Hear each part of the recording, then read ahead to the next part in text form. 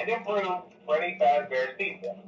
I'm here to talk you through some of the things you can expect to see during your first week here and to help you get started down this new and exciting career path. Now, I want you to forget anything you may have heard about the old location, some people still have a somewhat negative impression of the company. That old restaurant was kind of left to rot for quite a while, but I want to reassure you, Fazbear Entertainment is committed to family fun and above all, safety. They've spent a small fortune on these new animatronics. Facial recognition, advanced mobility, they even let them walk around during the day. Isn't that neat? But most importantly, they're all tied into some kind of criminal database so they can detect a predator a mile away.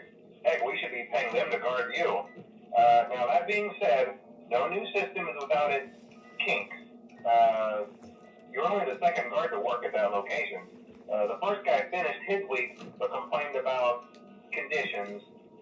We switched him over to the day shift. So, hey, lucky you, right? Mainly he expressed concern that certain characters seemed to move around at night and even attempted to get into his office. Now, from what we know, that should be impossible. That restaurant should be the safest place on Earth. So while our engineers don't really have an explanation for this, the working theory is that the robots were never given a proper night mode. So when it gets quiet, they think they're in the wrong room. So then they go try to find where the people are, and in this case, that's your office. So our temporary solution is this.